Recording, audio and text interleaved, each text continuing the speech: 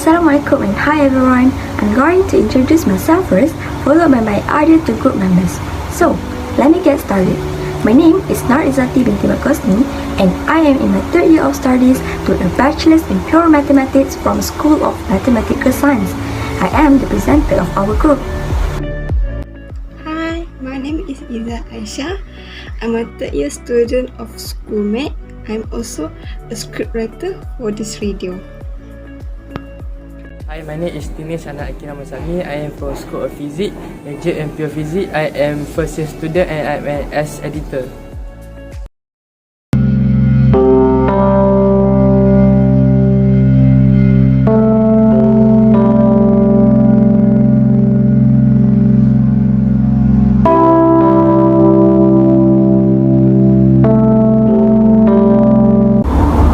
We are from Group 26 and will be presenting to you about Stellarator, how it works, what is fusion power, also not to forget the advantage and disadvantage of it. Done with the introduction, let's get started with the main topic for today. Do you know Stellarator? A stellarator is a plasma device that relies primarily on an external magnet to confine a plasma. Scientists researching magnetic confinement fusion aim to use stellarator device as a vessel for nuclear fusion reaction.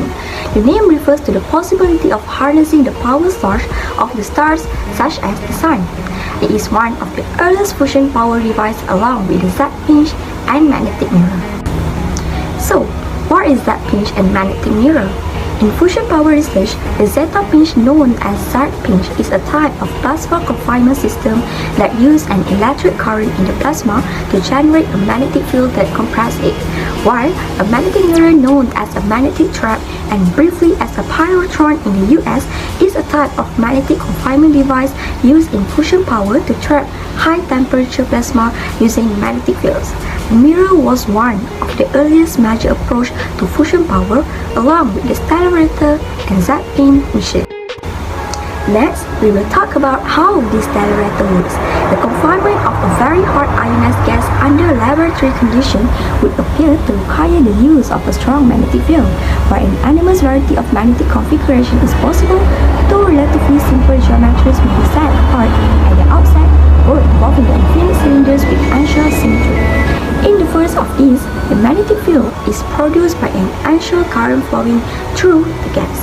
This configuration is the so-called pinch effect. In the second simple geometry, the magnetic field is parallel to the axis and is produced by external current flowing in the solenoidal winding encircling the plasma. Such a straight cylinder with an externally produced field forms the basis of pyrotron propulsion. The Stellarator, like the pyrotron, utilizes an external magnetic field produced by cores encircling a tube containing the heated gas. However, instead of a finite cylindrical tube, the Stellarator employs a tube bed into a configuration topologically like the torus without ends. Such a tube will be referred to as the toroidal relative to the pyrotron. This configuration has the advantage in principle of permitting more complete confinement, since any users are eliminated. Relative to the pinch discharge, the Stellarator offers the advantage again in principle of permitting equilibrium in a steady state. Both disadvantage might be recorded in controlled molecular reactor. The present paper outlines the basic concept involved in the confinement and heating of a gas in a Stellarator.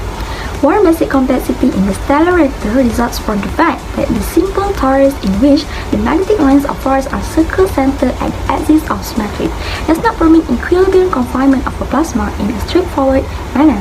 Microscopically, this result follows at once from the particle drift associated with the inhomogeneity of magnetic field. The resultant spread of the charge produces electric field which sweep the ionized gas through the wall. Basically, the confinement scheme in the Stellarator consists of modifying the magnetic field so that a single line of force followed indefinitely generates not a single circle but rather an entire toroidal surface called a magnetic surface. The tube enclosing the gas is ideally one of these surfaces enclosing an entire family of such magnetic surfaces. Every machine has their own advantage and disadvantage. Same goes to Stellarator. The only major disadvantage of Stellarator is that the core system needed to generate a magnetic field is much more complicated compared to tokamak. intrinsic steady state and freedom from disruption are great advantage, while technical complexity a disadvantage. Macroscopic stability is better than in due to color, and classical confinement is worse, whereas turbulence and H plasma performance are probably comparable and perhaps better. But above all, Stellarator plasma physics is less well understood, and the number of possible configurations is much larger than for Tokawa.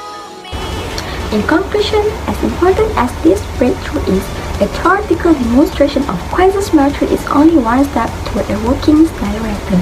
In order to realize quasi-symmetrical confinement, researchers need to construct the appropriate system of current carrying coils. Numerical methods that can be used to design such a system has been established, but physical experiment can include considerable errors which may well exceed the magnitude of the error achieved by Landroman and Paul. The good news, as the duo points out, is that the challenge of engineering sufficiently accurate magnetic fields might be simplified using permanent magnets in addition to electric coils. Ladies and gentlemen, it was what I wanted to share with you today. May this video help you understand better about a reactor called Stellarator. Thank you.